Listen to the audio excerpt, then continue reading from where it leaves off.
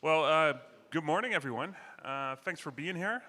For the next 50 minutes, we're going to talk about editorial cartoons, and we're also going to, towards the end of the session, try to get you to make your own editorial cartoon. So I think we're the only interactive session in the whole of Perugia during the festival. So welcome. First of all, we're going to introduce ourselves. Then we're going to show a lot of examples of cartoons and try to explain why cartoons are a part of journalism, why cartoons are so important, we think, and also why cartoons can have such an impact. And then we'll show you some of the tools that we as cartoonists use to create a visual. And then after that, we have a white paper, but we also have some templates so you can create your own cartoon, and we're going to try and help you to create your own cartoon, and you can actually earn something. So if you do a cartoon, you can get a button at the end of it. I think we're also the only panel in Perugia that actually offers goodies, so good choice for all of you. So let's first get the introductions out of the way. My name is Tjeerd Royaards. I'm a cartoonist from the Netherlands. I work for a Dutch newspaper called Trouw, where I do cartoons and also do a lot of international cartoons for publications in France, in Switzerland, in Germany, and I used to work for some publication in the US, but they kind of got cancelled. Obviously a lot of Trump. And next to that, I also run a cartooning website called cartoonmovement.com, which is a community of over 700 international political cartoonists. So after the session, if you're into cartoons, go check out the website. You can also sign up for our newsletter here up front. Then I'll hand over to my colleague Stellina for her introduction. I'm Stellina. I'm Taiwanese and also editorial cartoonist, but actually I'm kind of do a lot of things. I also write for Radio France International, write news article, and I do cartoons with Taiwanese media and also European media, and I work with an association a lot, which is called Cartoon for Peace, based in Paris, and the president's here. A shout out to the president here, Kak. Because it's interesting, and it might be a chance for you if you want to exchange something about cartoons. And cartoons in Taiwan, I have to say, it's not really a medium that we use a lot in media. And in the beginning of my career, it's really tough and I do a lot of convincing with the media, tell them it's important to have cartoons in newspaper, and it would create different kind of audience and easier to digest than a 1,000-word article. That's my background. Awesome. So we're moving on. So when we talk about cartoons, I think most of us became cartoonists because we like to make an impact, and we feel that making a visual and kind of condensing a complex topic down into one image is really making an impact. And when I do workshops, I always start with the examples of cartoonists who have actually gotten into trouble because of their work, because making an impact is something that is as old as the political cartoon, but getting into trouble is also something that is as old as the political cartoon. So for as long as there have been political cartoons, there have been people in power that aren't too happy with people making fun of them or making fun of the regime. So one example is Pedro Molina. He's from Nicaragua, and he had to flee his country a couple of years ago to the US because basically he was afraid of his life. Someone had painted a death threat on his home, the home of his family. Another example is Baru Chiao. He's a Chinese cartoonist, and he's now living in Australia, basically because he's in fear of being put into jail when he was in China. Another example is close to home, from Turkey. This is a cartoonist called Zira, and she made a cartoon during Corona. And I'll do the translation. It's a gag cartoon published in a famous Turkish satirical magazine, and the caption reads "Pandemic Sex," and then the thought bubble reads, "Well, at least I didn't lose my sense of taste and smell." But she was accused of what's the English word for a sexual offense? Yeah. So it was blasphemic and not in good taste, and she actually still has a court case pending over this cartoon. This court case has been pending now for, I think, almost 4 years, which is a very good tactic by regimes to kind of keep a court case pending over the head of a cartoonist, because that will keep them in line very effectively. And another example is this one from Hungary, also during Corona. I don't have time to really explain the whole cartoon now, but this cartoon is also one that led to accusations of blasphemy because he used Jesus in a cartoon. And it's also one that's actually now pending at the European Court of Human Rights.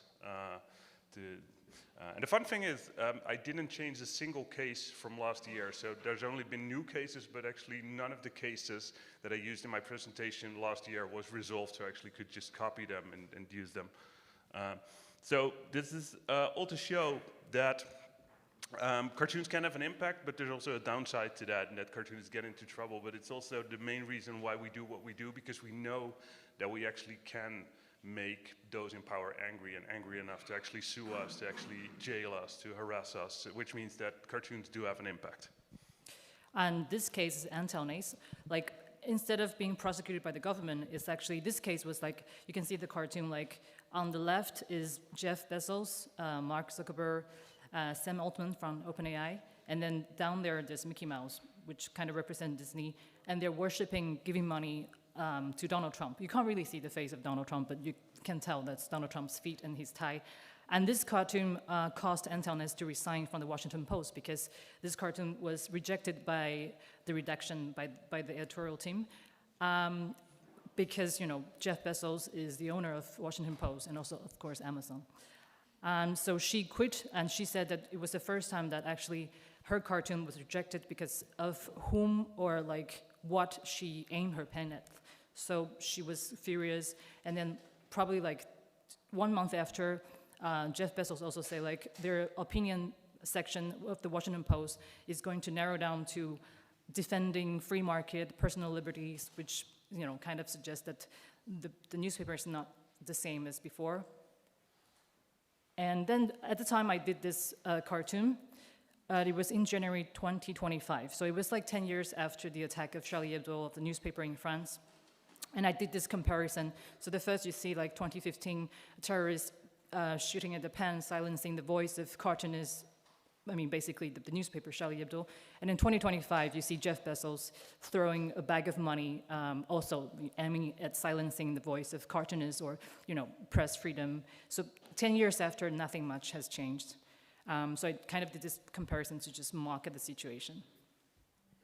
Yeah, and probably actually it's gotten worse in a sense, because if we talk about Charlie Hebdo, we were talking about extremists, and all the other countries that I said, like China, Turkey, Nicaragua, are all basically autocrat regimes. But what we're seeing now is that the threats to cartoonists and the censorship is actually spilling over into Western democratic countries. So the example of attendants is a very telling one, but I had my own little run-in with politics. So this is a cartoon I did for my newspaper. It's a Dutch cartoon, and it shows Geert Wilders, and it's a cartoon about the immigration system. But actually, Geert Wilders tweeted about this cartoon, calling for people to cancel their subscription to the newspaper I work for. So definitely not as bad as being put into jail, but it's kind of, you know, it's this populist not respecting the rules of the game anymore, and not respecting the way democracy works anymore, and that we have a free media where journalists and cartoonists can actually do their little freedom of expression. So I thought I'd show that as well, because it kind of proves what gliding scale we're on at the moment. And then this is my case of what troubles that I had. So I drew this cartoon of Xi Jinping, the president of China. The original cartoon was, there's a bit of extra detail, but this one being used in the protests in Hong Kong in 2019 when they were protesting against China passing this new national security law. And it was after, like, the cartoon was kind of like a ripoff of the original poster of Big Brother's Watching You. Also the kind of same concept, like Xi Jinping's, like, you know, the Big Brother's watching the people. And this, like, the cartoon was like everywhere in the protest, and it was shown in like newspaper and the photos and headline. So I got into like a lot of trolls sending me message, and like people telling me, like, you know, go back to like Taiwan. I mean, I was in Taiwan. So like I got a lot of hate messages and hate emails, and I got interviews from like Hong Kong media telling me like, so like, why did you draw something like against Xi Jinping? You know, are you afraid like you're gonna be the next target of the Chinese government, something like that? Yeah. I mean, the thing is that actually, luckily, I'm in Taiwan. You know, if I were in China or Hong Kong, I probably would think twice about doing something like that. Also, like the cartoon, when they use it, it's anonymous. But I think they kind of Google and find out who I am and just like contact me.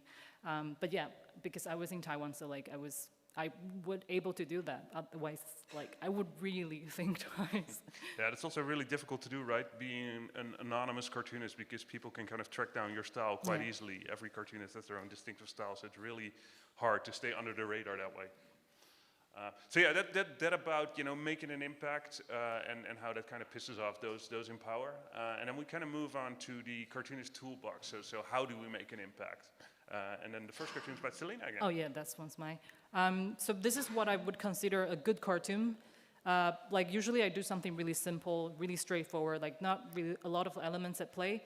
So you see like here, there's this woman, she seemed abused. Of course, there are like little details you could tell. And in front of her is justice, like right out there, but it's a maze. So it's a contrast between what's supposed to be and the reality. And the guy in front of her just seemed really indifferent with a pile of paper, suggesting like red tape, administration. Just like this kind of contrast for me, it works, and simple image, straightforward. Yeah, I work with a lot of contrast as well, or use contrast as like the basis or the premise of my cartoon a lot as well, but I tend to go into a little bit more detail. So this one I did, I think 2 months ago, and I think it's the best cartoon I did this year because I really like the atmosphere of it. And I like the fact that hopefully it's as simple as the one Stellina did, in the sense that you get it in a couple of seconds, but then there's a couple of details and things that you kind of draw you in again. I had this image in my head where I do like a rundown New York City type neighborhood, and then in the background have like this gleaming skyscrapers, and then kind of show what the future, according to Trump, would look like with the diversity and inclusion closed, and the facts are out of business, and the truth sign is run down. And I think also a good cartoon is one I really enjoy drawing. That's the artist part of me, I guess, and I really had fun with this one, trying to figure out how to place all the different elements. But it also did quite well with my audience, so I thought it was a nice one.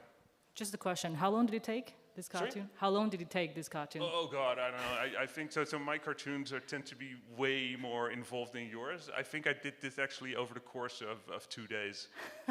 So not 8-hour days, but still in total, I think 6 hours of drawing time, definitely. Then the cartoonist toolbox. So some examples of what we consider good cartoons, and now some tools that we use, kind of the basic style forms or the building blocks, if you like, of the cartoons that we do. So we picked 3. There are more, but we thought for this workshop's sake, we'll pick 3 basic things that we use as cartoonists to kind of make an impactful visual and to kind of make an image that works. And the first one is exaggeration, which is one I use a lot. Also because I'm a very visual cartoonist, so I really depend on visual elements to make my point. And the thing that you get to enlarge things sometimes really drives the point home. So I did this cartoon last year when South Africa sued Israel for genocide at the International Court of Justice. And I thought, oh, I'll do an evidence map, and I'll make it really big. And instead of just having paper in there, I'll include all the victims of Gaza in there to really drive the point home. And the nice thing that composition-wise, it also works because it lures the eye in. So it's the first thing you look at, and then you look at the rest of the story. So in this case, you start with the Gaza evidence, and then you move down to the small Netanyahu saying, "Oh, not guilty." So in that sense, you're also trying to kind of build a narrative within a single frame, and playing with objects and enlarging them can really work very effectively for that. I have a second one. I enjoyed this one really well. So exaggeration. Anyone seen RoboCop? So I thought, wouldn't it be fun to do something with Elon, with his Elon greeting, and then we'll really go over the top. So this is a cartoon where we're really over the top. So this is a cartoon I ended up not using for my newspaper because I thought it was a little bit too much with the banners in the background, but I really wanted to do it anyway. So this one actually wasn't published anywhere, I think, but it was really popular on social media, as you can imagine. But I had so much fun drawing it, and I thought it was really well executed, or it turned out really really great. So yeah, exaggeration, also using like references to movies and stuff, also works really well to kind of lure the audience in. So this one is, I mean, it's also, again, really easy to see, like, Donald Trump is like a comet hitting Earth. I mean, with what's going on right now with the tariffs, like, he changes, like, what, 2 times in how many days? In a week. It's really like a comet, like, striking Earth. So, again, super easy, but exaggeration, of course, like, he's not really actually a comet, but it works like that.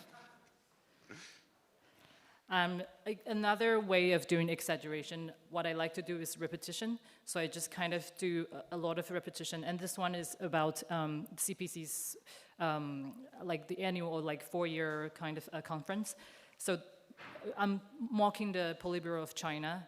Of course, it's a Politburo of different people, but actually they kind of all reflect the same voice, which is the president of China, Xi Jinping's voice. So I just do a lot of repetition of him, like, all of him in the same conference. Like, what's the point, right? Like, we all know the outcome. So yeah, so exaggeration, next one is contradiction. And actually the contradiction was already in like both cartoons we showed as good examples. So it's something we tend to use a lot. And the first one is for you. Oh, it's mine. It was done after, it was the first Christmas after the war in Gaza broke out. And so, I mean, it's about Christmas in Bethlehem. Of course, it's a festive season, there should be celebration and the stable nativity scene, but baby Jesus is missing. And we see there's a missile in the back, kind of working like a shooting star, but it's a missile. So like the contrast of what's going on and what it should be. And then another, I mean, this is like, you kind of have to like, it's Earth, and he's snorting, kind of like snorting cocaine, but he's snorting petroleum.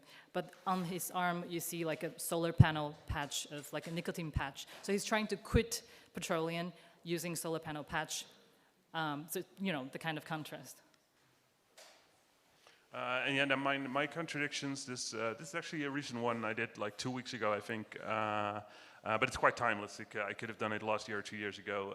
So I tend to draw like a lot of street corners, because then you can get to play with like one side, and then around the corner something else is happening. So it's like a very easy compositional trick to do. And this one was like, I was really just annoyed at the things we teach in school, that we teach our children in school, as opposed to how our society, especially the Dutch society, but I think this is going on in a lot of countries, looks. I thought I can kind of visualize that by drawing the inside of a schoolroom, elementary school. We're teaching kids to share and to be tolerant and to accept diversity. And then once you look outside at the society we've created, it's actually the direct opposite. So this one wasn't even that much of a cartoon. It was just drawing reality and then putting it all in a picture.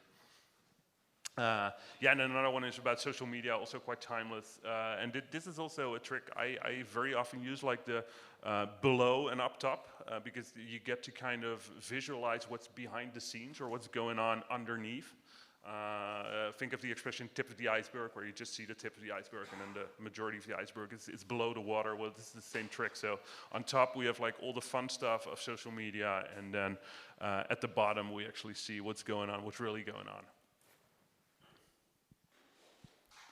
I think you're. I'll do the brief introduction of the. So we had exaggeration, we had contradiction, and we also have symbols, of course. And symbols can basically be anything. I think the RoboCop reference I used for the Trump cartoon is also already a symbol, because it links into our cultural visual language. And that's something we cartoonists very often, if not always, try to tap into. So we'll try to use visual elements that and that you kind of have a connection to. And that goes for symbols as well.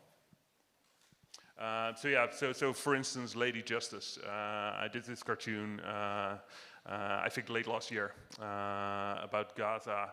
and about now also Lebanon being attacked by Israel. And it's a really simple concept. This Lady Justice is just, she's devastated and she doesn't know what to do anymore. And then this little girl offers her a teddy bear. And then kind of in the corner you see the law of war, which has been just completely disregarded in the conflict. So what Lady Justice is, it's like a reference that we all know, and you can kind of anthropomorphize her and use her in cartoons. And then another example from late last year. This one I really like visually. It had to do with hurricane season in the U.S. So hurricanes are lasting longer. The hurricane season is getting more extreme. And I thought I'd do like a ballet show, but have the tutus of the ballet dancers be like hurricanes. And then the Grim Reaper is also, of course, a symbol that we kind of all know and we all connect to death and devastation. So if you draw a skeleton, you immediately make the reference to death and devastation, and then you combine that with the hurricane, and then again, you try to create this image where within 2 seconds, because that's the time you basically have in a newspaper, people will open a newspaper, look at your cartoons, and they'll have to get it in like 3 seconds, or at least they'll have to be interested enough to keep on looking. So that's kind of what you try to do, and tapping into visual language and like these images that we all know is a very effective way to do that. And this one is peace, like Dolph. So Dolph representing peace is like everyone is it's like a really well-known concept. So I drew this statue of Dolph broken into pieces, and it kind of looked like a crime scene with those numbers. And then if you look closely, the white circle, the chalk circle, is the world map. So it kind of just suggests like the world sort of world piece is broken into pieces, and the number that I put is kind of like roughly suggesting where there's like a war going on, civil war, or like Gaza, war in Ukraine. And this one is, again, like really simple concept. It was made last year in summer. It was the snap election in France that Macron suggested. So after the first round, I think the far right gained a lot of seats. So I drew this, and I think this cartoon only works because we are also familiar with the mustache, what it suggests, and the fact of that hand gesture suggests the Nazi salute. And it only works because we all understand the symbols. Otherwise, it would just be France with like black lines and hand, like we wouldn't understand what it means. So that's how symbols work. Definitely. In summation, a good cartoon is less is more, like Stellina does, and my work might be more detailed, but it actually also follows the same concept of less is more, in the sense that you have one message that you're trying to convey, and you're trying to take like the complex political reality and condense it down into this one point that you're trying to make. And the simpler you can get the message, the more impact your cartoon usually has.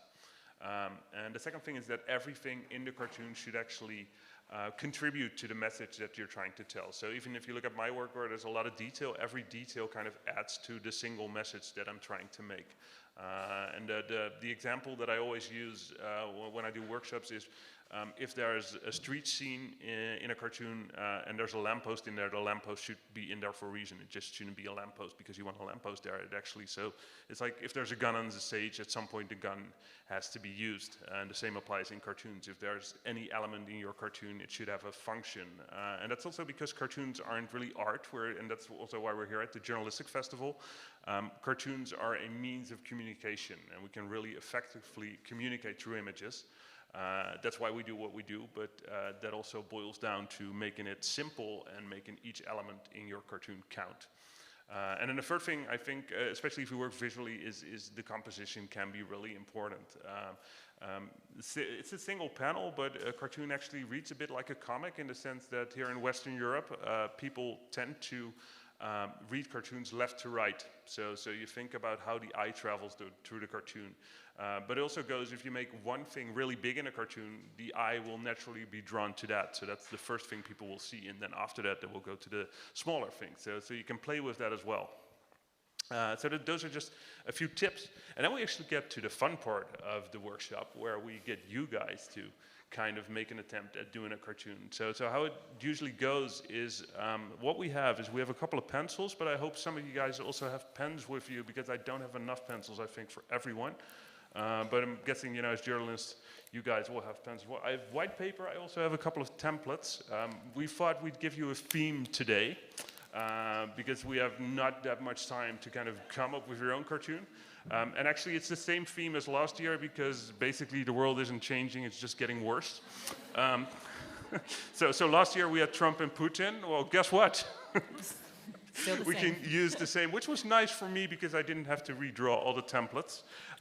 So we have templates based on the tools we discussed, and one additional tool which we did last year and we had a template for, and I wasn't bothered to make a new template.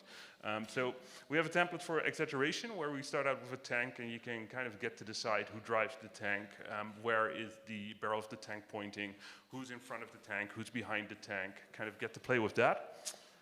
We have another template that is the dove of peace, which Stellina talked about. So you get to decide where it's looking. Is it flying? Is it on the ground? Is it maybe dead, upside down? You can do anything with that. And then the third one, for the guys, for the people who are not that visual, we also have the caricature one, where you don't have to draw the caricatures. So you can just decide if Putin and Trump were meeting, what would they say? Pretend it's their first date. What are they doing? And then if you have your own idea, we also have just regular white paper, because I'm not sure if we're going to have templates enough. Last year, we already distributed them, and I think I'm going to distribute some now as well, because to have you guys all come up to the stage might be a bit chaotic, right? So I'm just going to hand out some. And what we do is we'll give you like 15, 20 minutes to kind of draw your own idea. We'll come by, we'll try and guide and advise you, and we'll also take some pictures. So in the last 10 minutes, we're going to try to get some pictures of the cartoons that you guys created up on the screen to show what everybody made. Because the cool thing is, if you have a group like this, chances are there'll be some really clever things that come out of it. So yeah, so let's distribute. Yeah.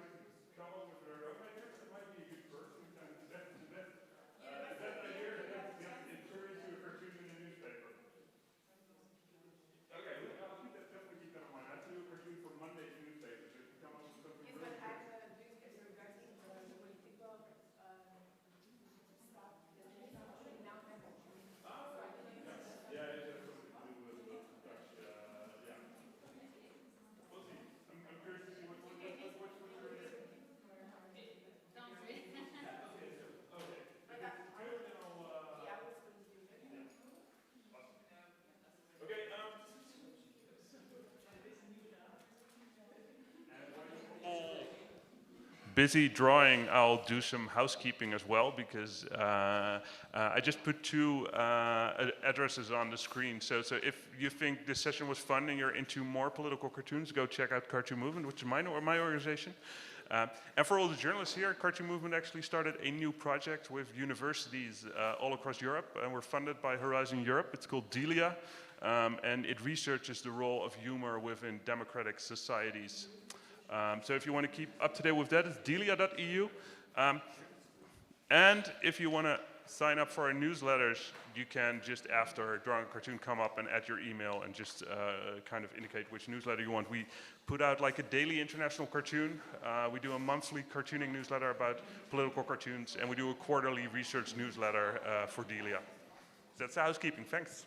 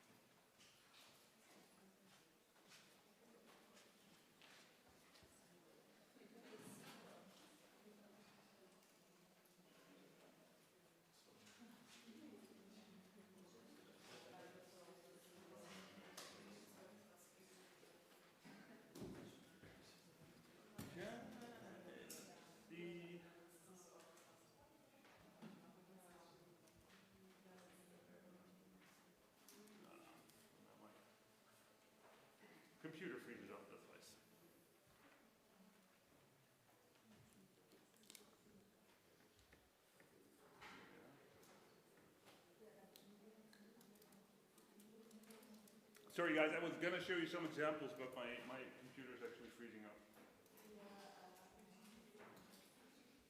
Every year I'm trying to.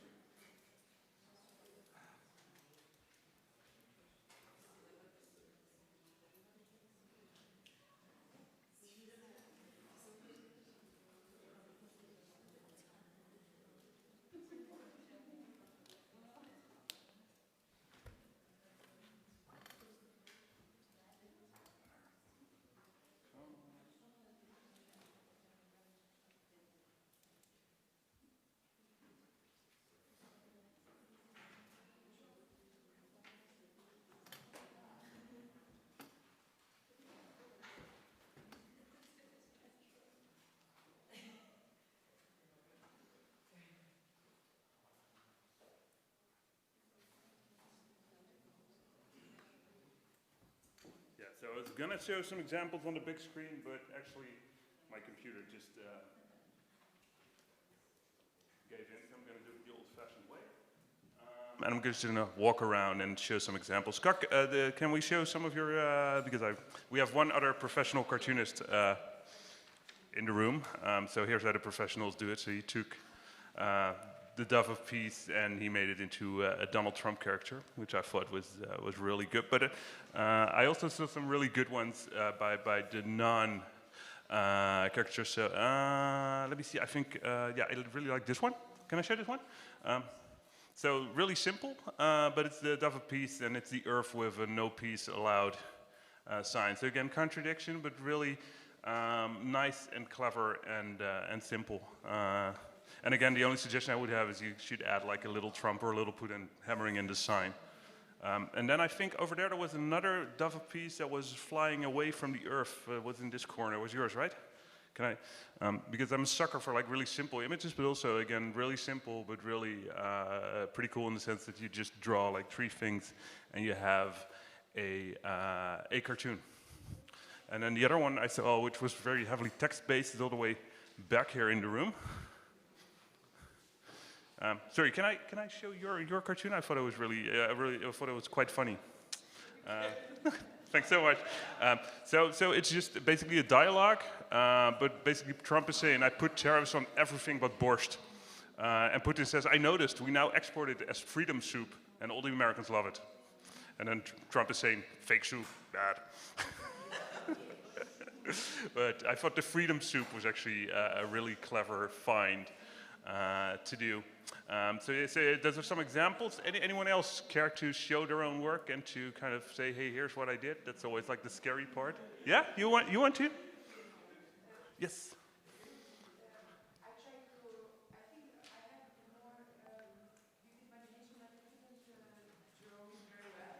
So I try to do, like this is our capital, like the old city how it was, and it was in the Eden garden. Uh-huh. Now they're trying to build lots of high towers, and they are recreating like a second divide in the country. And I did like these towers with the name Tower of Reasons, and I put all of the name of politicians who are corrupt and are now prison. And I made now the people here living like a happy life in the old city, because we are missing out the free public space, and here are the old fish market, Nice. The old houses, Yeah. because they are building now in a. Yeah. Sorry, I don't know if they listen. But this was the idea: what we have lost and what they are creating now with money laundering and corruption. Yeah, nice. Thanks so much. And again, the contradiction going on between like the old and the new, and what was good and what's now going wrong. Thank you. So yeah, I'll take. Thanks so much. I think we're almost done on time. Let me check. How? 18. Okay, so we have 2 minutes left. So anyone who drew, you get to get a perk, which is this lovely iCartoon Today button, which is also our kind of way of showing that cartoonists are part of the festival. So if you want one, come and grab one and wear it with pride. And thanks so much for your attention. And hopefully when you look at a political cartoon the next time, you'll kind of think, oh, there's actually a person behind this.